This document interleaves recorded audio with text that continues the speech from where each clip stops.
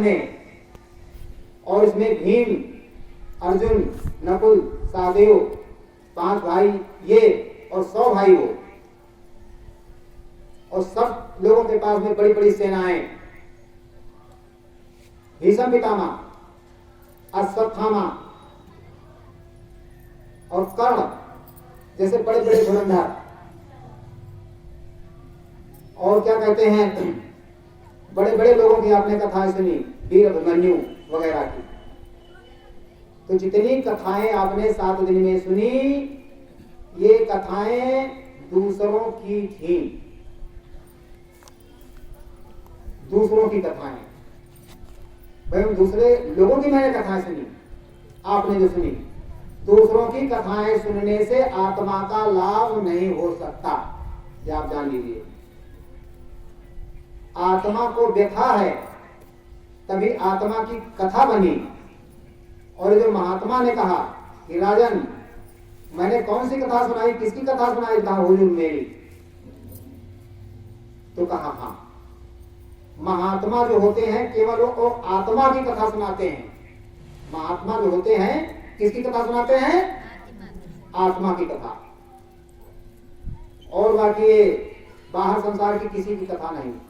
कहने का मेन मतलब ये यहां पर आ गया कि मान लो ये भाई साहब जो बैठे हुए हैं, भोजन और पानी इनको दिया जाए तो अगले भाई साहब जो बैठे हुए हैं तो उनका ना तो पेट भरेगा ना तो प्यास जाएगी। जो खाएगा भूख उसी की मिटेगी, जो पानी पिएगा प्यास उसी की जाएगी। तो जब आप अपनी स्वयं कथा सुनोगे तभी आपका आत्म कल्याण होगा। दूसरों की कथा सुनने से आत्म कल्याण कभी नहीं हो सकता, ये आप ध्यान दीजिए। आवाज बहुत दूर तक जा रही है, हमारे श्रोता भाई दूर दराज से भी सुन रहे होंगे, तो कह रहे होंगे भाई ये कैसी चीज है। कथा तो हर पूर्णमासी को, और आज का ऐसा शुभ दिन है कि आज जन्म सप्तमी मैं अभी कोटवा धाम से ही आ रहा हूं। कोटवा धाम में जगजीवन साहब नाम के थोड़े महात्मा थे, क्या आप जान लीजिए, इसी बाराबंकी कोटवा धाम में आज उनकी बहुत बड़ी महिमा हो रही है। तांता लगा हुआ था पैदल जाने का।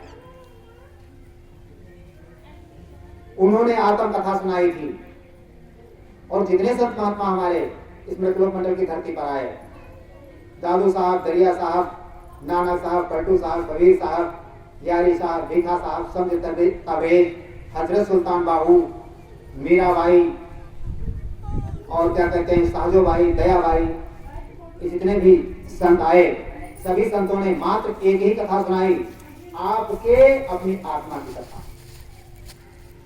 आपके शरीर की भी कथा नहीं सुनाई उन्होंने, क्योंकि शरीर नश्वर है, ये जड़ है। जड़ की भी कोई कथा नहीं सुनाते महात्मा। क्यों नहीं सुनाते? क्योंकि रामायण कह रही है आपकी, इसलिए नहीं सुनाते। रामायण क्या कह रही है? रामायण महात्माओं की ही लिखी हुई है। जड़ चेतन गुण दोषमय विश्व कीन करतार, संत हंस गुण गाय पे परिहर बारी विकार। जड़ चेतन, ये शरीर जो नश्वर है ये जड़। 3 लोक के मालिक के पास, जिसे काल भगवान के नाम से जाना जाता,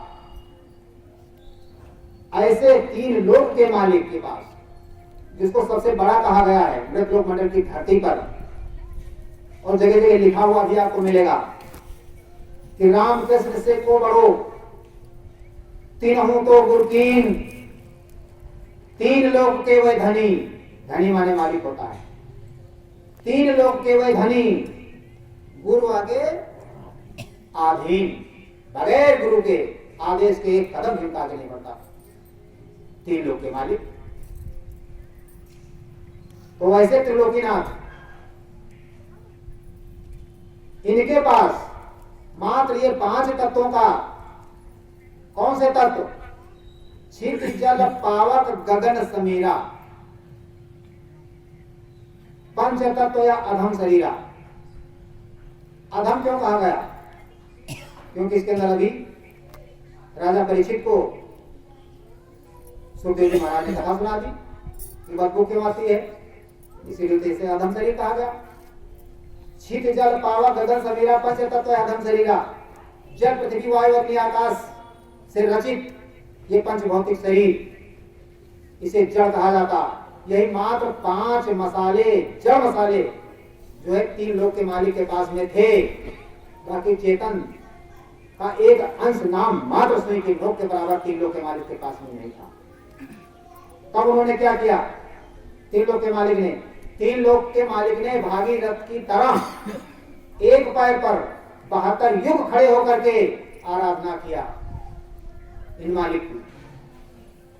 अनामी धाम के मालिक की 72 युग एक पैर पर खड़े होकर जब तपस्या की तो खुश हो गए।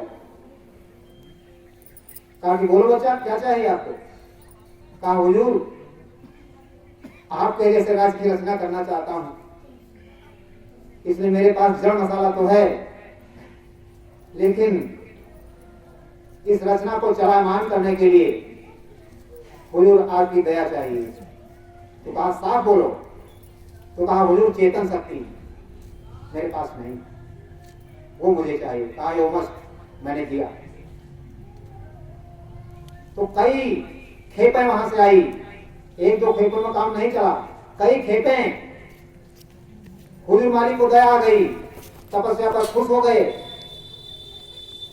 तो कहा तुमको मांगा, मतलब इसने सौंप दिया तुम्हें सेवा बस में। हम सभी जीवात्माएं सेवा के वशीभूत होकर के यहाँ पर आकर के काल की दुनिया में फंस गए। तो जड़ मसाला इसके पास में था, चेतन नहीं था। तो रामायण आपकी कह रही है जड़ चेतन गुण दोष में। ये जड़ देखते भी रहिए,